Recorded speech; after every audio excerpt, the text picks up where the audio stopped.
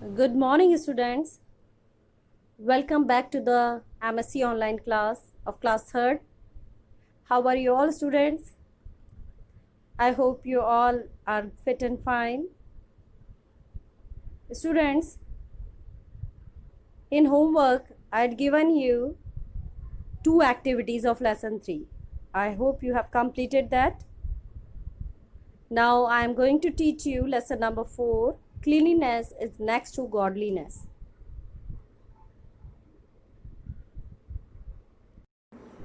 Students, let's come to our new topic, lesson 4. Cleanliness is next to godliness. And it is related to health, so listen it carefully. Pay attention here, students. Uday was a very lazy boy. Lazy means आलसी. वो बहुत आलसी लड़का था. Lazy to get up in the morning. Lazy to brush teeth and get fresh. Lazy to take bath. Lazy to study and lazy even to open books and copies. उसको सब चीज़ में वो आलस दिखाता था. सुबह उठने में, टीथ ब्रश करने में, फ्रेश होने में, बात लेने में, सब में आलस दिखाता था. Even he is very easy to open the books and copies.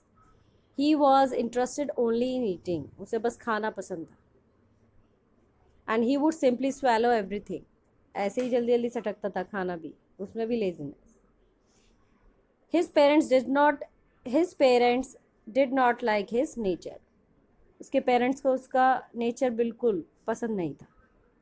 They used to punish him and scold him. वो उसे बहुत सजा भी दिया करते थे और उसे डांटा करते थे. But he did not bother. लेकिन जो पेरेंट्स उसे समझाते थे, पनिशमेंट देते थे या डांटते थे, उसको उसकी कुछ परवाह नहीं थी. इग्नोर करता था वो बहुत. One day, while playing in the ground, Uday felt hungry. एक दिन की बात है, वो ग्राउंड में खेलने गया हुआ था और वहाँ पर उसको भूख लगी. He saw something to eat in the nearby shop. वो पास की शॉप में ये कुछ खाने के लिए देखने लगा. He purchased some sweets with the money he had. जो भी उसके पास पैसे थे उससे उसने कुछ स्वीट्स खरीदी. And he at everything without even washing his hands. तो उसने वो सब कुछ खा लिया बिना हाथ धोए. And after some time he got stomach pain and started vomiting. कुछ समय बाद उसको पेट में दर्द शुरू हो गया और वो उल्टियाँ करने लगा. The pain was so severe. दर्द इतना तेज था दैट ही स्टार्टेड क्राइंग. वो रोना शुरू कर दिया उसने. When he reached home, जब वो घर पहुंचा, his parents took him to the hospital. उसके पेरेंट्स उसे हॉस्पिटल ले गए and he was in the hospital for a week. और वो हॉस्पिटल में 1 वीक के लिए रहा, 7 डेज के लिए. Thus Uday learn a good lesson. उसके बाद उसे अच्छी सीख मिली कि कभी बिना हाथ धोए कुछ खाना नहीं चाहिए. Did you see the experience of Uday? Do you know why Uday got stomach pain? Everything you got na?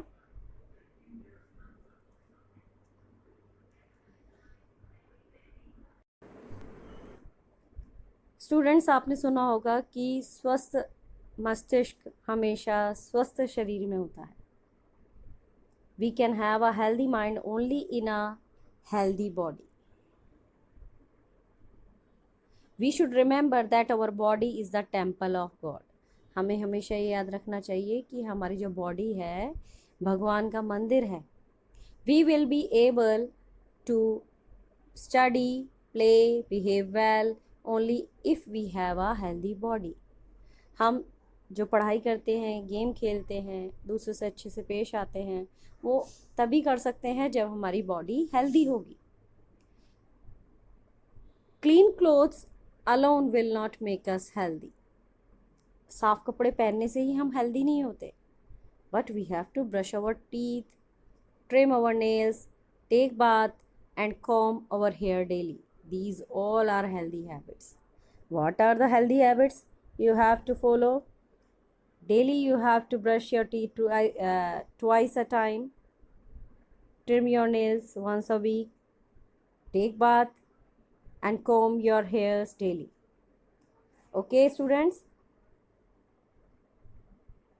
Eat healthy and clean food, wash hands before and after food, drink boiled water, wash hands after going to toilet are some good habits to clean our body clean and healthy. To keep our body clean and healthy. हमें क्या करना चाहिए अगर अपनी body को स्वस्थ और साफ रखना है? We should eat healthy and clean food. साफ फूड खाना चाहिए, हेल्दी फूड खाना चाहिए. Don't eat junk food like chips, cold drinks, pizza, burgers. You have to avoid all these. Wash hands before and after food. अपने हाथों को साफ करना चाहिए खाना खाने से पहले और बाद में भी. हमेशा हमें ड्रिंक करना चाहिए बॉइल्ड वाटर, उबाला हुआ पानी, और you can use filtered water. Wash hands after going to the toilet. अपने हैंड्स को साफ करना चाहिए when you are using toilet और washroom. These all are good habits to keep our body clean and healthy.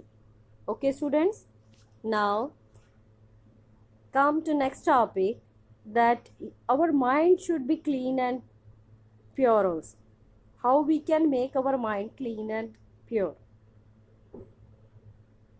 Hatred, anger, jealousy, speaking ill of others, quarrel, etc. will take away the health of our mind. हमें उसके लिए क्या करना चाहिए? एक दूसरे से नफरत नहीं करनी चाहिए, गुस्सा नहीं करना चाहिए,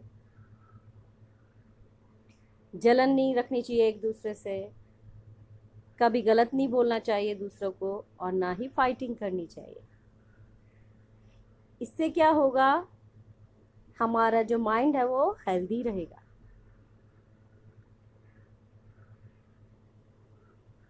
और ये जो सारी चीज़ें हैं, hatred, anger, jealousy, speaking ill, fighting, these all take away the health of our mind.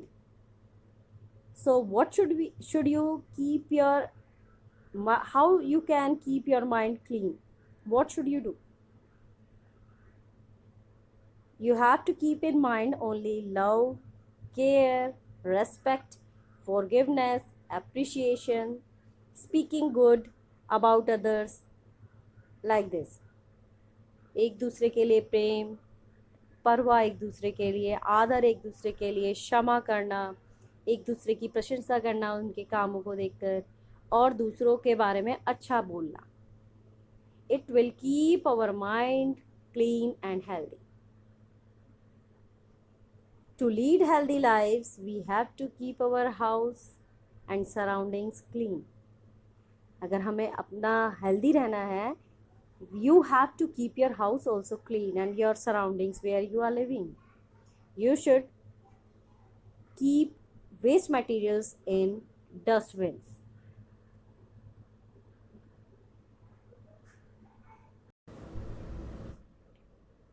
Students, we should throw waste materials in dustbins only. Waste materials should not be scattered here and there. If our study room, prayer room are not arranged, and if the things are scattered here and there, how can we study and how can we pray? अगर हमारा study room और prayer room arrange नहीं रहेंगे, ठीक से सामान नहीं रखा होगा, चीज़ें इधर उधर फैली होंगी, तो क्या होगा?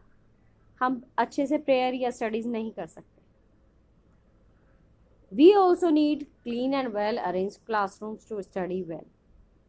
जब हम पढ़ाई करते हैं तो हमारा क्लासरूम भी बहुत नीट एंड क्लीन होना चाहिए, वेल अरेंज होनी चाहिए, चीज़ें हमारी इधर उधर नहीं फैली होनी चाहिए. It is the responsibility of all the students to keep their classroom clean. So students, let us remember, only a healthy body can have a healthy mind, and cleanliness is next to godliness. It means स्वच्छता भक्ति से भी बढ़कर है. Means सफाई आपकी भक्ति से भी बढ़कर है, और स्वच्छता ही भक्ति के मार्ग की ओर ले जाती है. अगर हम सही तरीके से सफाई रखेंगे तो हमारा जो शरीर है और मन है हम स्वच्छ रख सकते हैं, जो कि वास्तव में अच्छा, सभ्य और स्वस्थ मनुष्य बनाती है. It means it gives us moral purity and personal hygiene. I hope you understood this one. Now students, come to this exercise, this activity part. Let us draw. Here one house is given. Draw a garden around it and color the picture.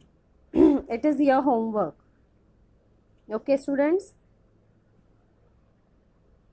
You have to color the house properly, and you can use any colors to draw this house, and garden also you color it. Okay, and you have to draw this house in your copies also.